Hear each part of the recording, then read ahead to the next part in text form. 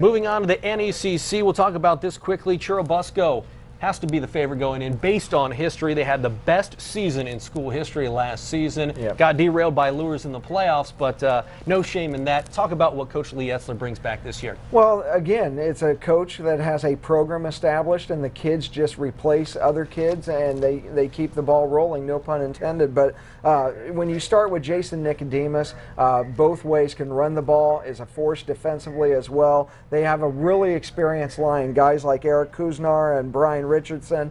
They have a great linebacking core in Joe Zumbrun and Tegan Brumbaugh. And so they just have a lot of depth for a school that size, a lot of talent.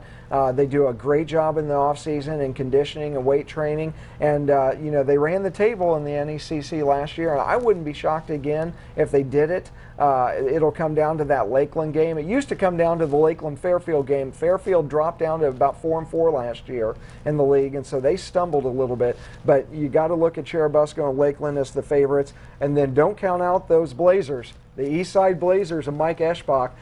Again, here's a coach that took over a program 3-4 years ago and has an identity established. The kids are believing in what they're doing, and he was 6-2 in the league last year. Yeah, they have to replace quarterback in Austin Bro, who was a big factor in what they did last season, but Mike Eschbach, again, doing a great job there. You got a little inside information on Angola. You know the coach a little bit, so talk a little bit about what they're getting. Luke Amstut's moving on to East Noble after 4 years, and they return a lot of players. Skylar Parker, Brady Boots, so they've got some talent up in Angola. Yeah, Coach Amstutz did a good job of getting that program going after a few down years.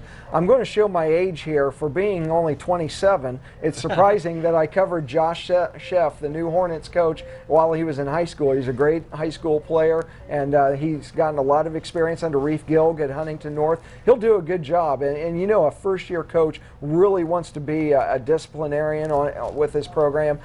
These kids are going to play structured, disciplined football, not have a lot of penalties. They're going to play smart football, and they know how to do that because Coach Amstutz did a nice job up there. So Coach Sheff really is stepping into a good situation. A lot of times a first-year coach is taking over a program that's been down. That's not the case. He's trying to build on that positive momentum that Coach Amstutz had. They can score some points up in Angola, Yes, that's for sure.